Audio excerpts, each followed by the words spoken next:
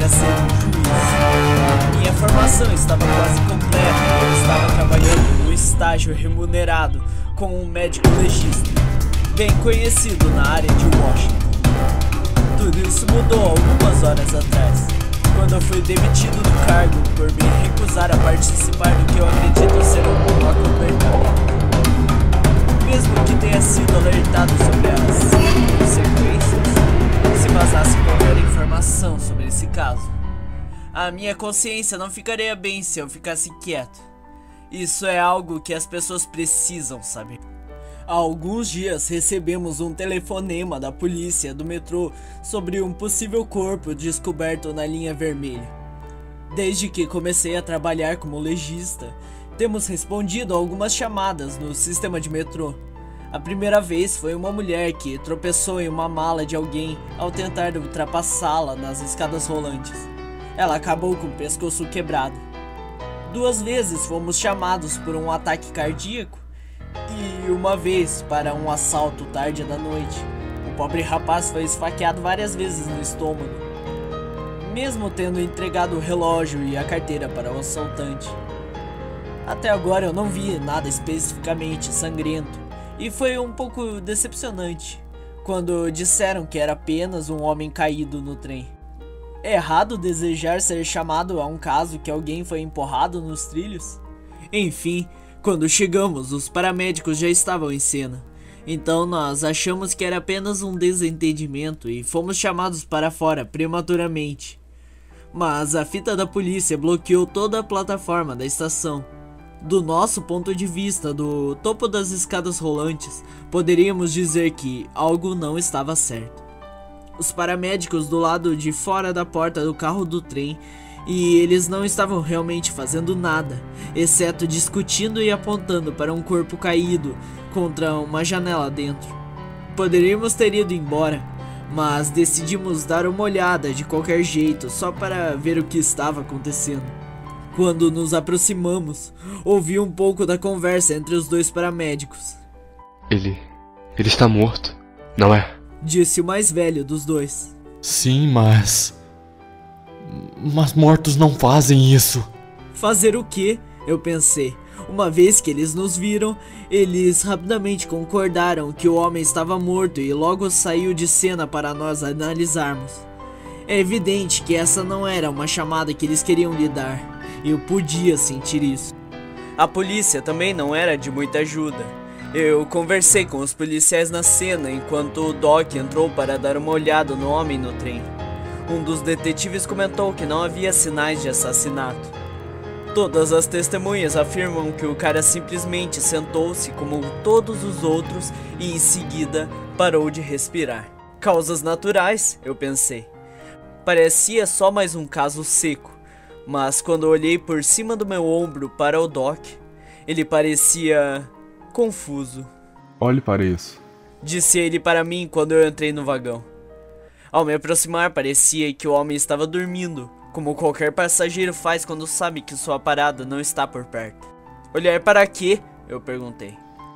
Os olhos. A cabeça do homem estava para frente, com o queixo no peito, de modo que eu tinha que me ajoelhar para conseguir dar uma boa olhada em seu rosto. Quando fiz isso, Doc começou a falar alto consigo mesmo, como ele costuma fazer, apenas repassando sua lista mental. Ele não respira, não tem pulso e sua pele está gelada. O tempo aproximado da morte é de 6 a 8 horas. Estou no corredor do trem, tentando fazer uma análise com a lanterna pino, já que a pouca iluminação do trem não ajuda muito. Os olhos do homem estavam abertos e eles pareciam estar olhando para mim. Não é raro, por isso eu me inclino mais para perto na esperança de descobrir o que é que Doc queria que eu visse, de modo que eu não parecesse um idiota, claro. E então, o cadáver piscou. Eu dei um salto para trás tão rápido quanto um mangusto pularia para se afastar de uma cobra. Mas que porra é essa? Eu perguntei. Exatamente. Tem que ser apenas mais um espasmo muscular, certo? Eu também pensei nisso.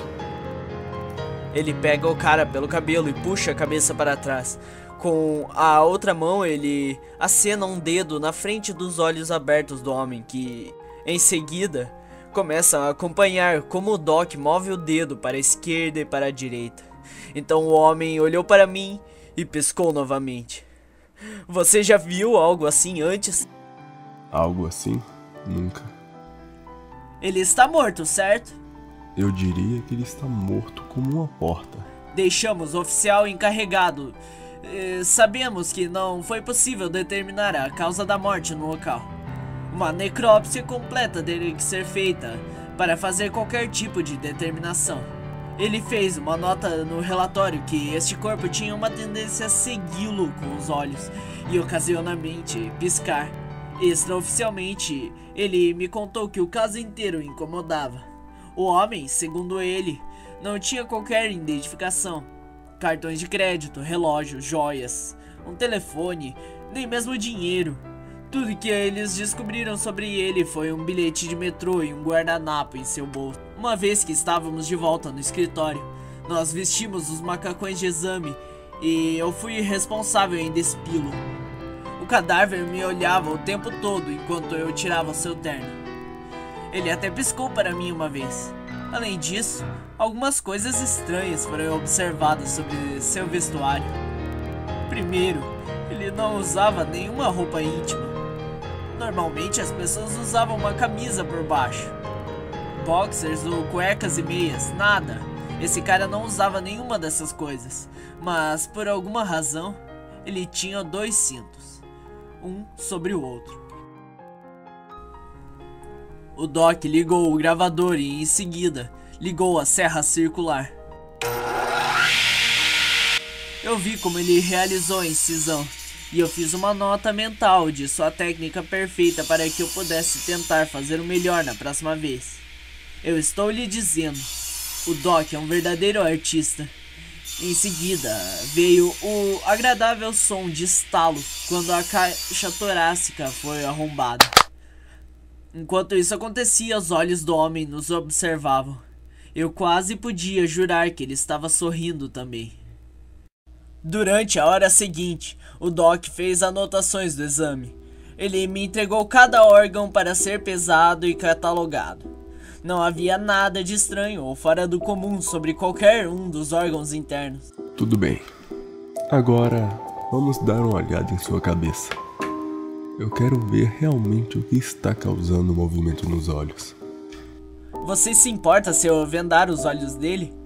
Tentei permanecer tão profissional quanto eu pude, mas o piscar constante me enervava.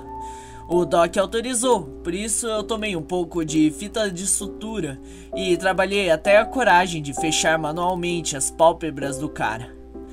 Imediatamente ele começou a se mover. Todo o seu rosto estava convulsionando e contorcendo-se, tentando se libertar da fita.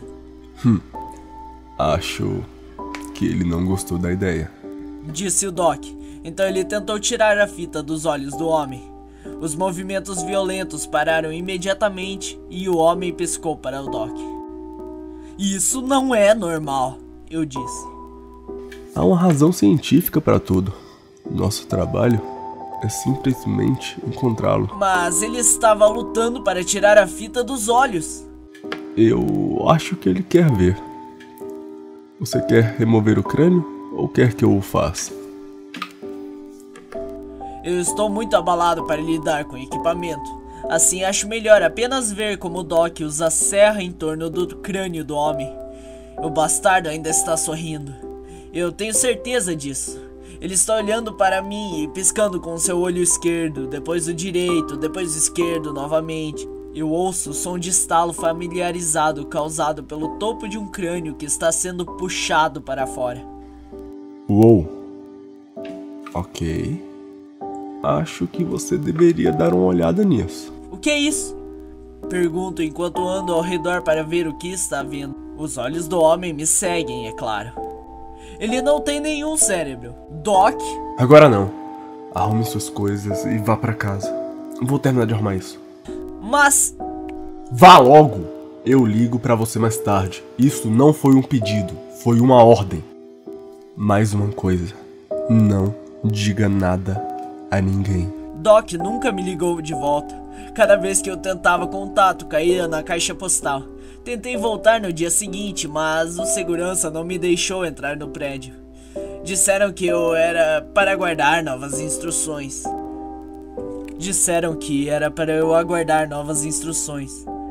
E que eu receberia licença remunerada. Isso foi há 4 dias. Essa manhã, eu ouvi uma batida na minha porta. Era um homem que disse que estava no escritório do médico legista. Parece que ele trabalha com a CIA, FBI, NSA, alguma dessas agências de 3 letras. Ele perguntou se poderia entrar para conversar. Eu abri a porta para deixá-lo entrar e, quando fiz, notei que 2 homens vestidos de forma semelhante estavam sentados em um carro preto do outro lado da esquina. Notei que havia 2 homens vestidos de forma semelhante sentados em um carro preto do outro lado da rua. Em sua pasta havia o arquivo do caso para John Doe que fora encontrado no trem. Todas as notas sobre o movimento dos olhos e piscadas foram removidas. Não houve menção de qualquer coisa fora do comum, muito menos um cérebro ausente. Esse arquivo já tem a assinatura do Doc, e este homem está pedindo para eu assiná-lo também. Eu tento dizer a ele que o arquivo está errado, mas ele levanta a mão e... Esta é a forma que isso aconteceu. Agora assine. Eu me pergunto sobre o Doc. Eu quero saber por que eu não tenho notícias dele. Ele diz que o Doc se foi. A forma como ele disse isso me fez pensar o pior. Eu me recuso a assiná-lo e peço para falar com o diretor do escritório do médico legista. O homem me informa que seria impossível e que eu seria demitido. Mas demitido não é a palavra que ele usou. Ele usou a palavra executado. Ele saiu quando eu pedi-lhe para ir embora. Mas ele me avisa para não mencionar isso a ninguém ou teria consequências graves. Assim que a porta se fechou atrás dele, eu arrumei uma mochila e saí. Vi que um carro preto estava estacionado no final da minha rua.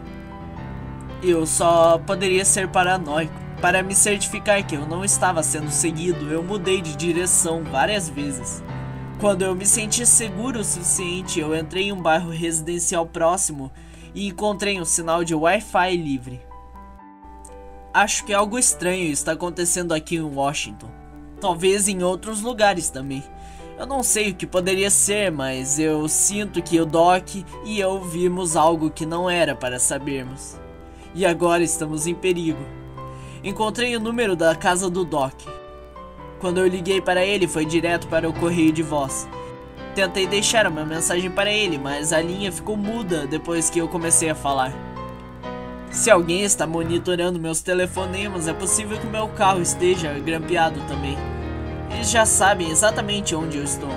Mais uma vez, talvez eu esteja apenas paranoico, louco. Talvez haja uma explicação completamente lógica para um cadáver espantalho que olha, pisca e sorri. Eu não posso imaginar como algo assim poderia existir ou por que existiria. Eu estou com medo. Muito, muito medo.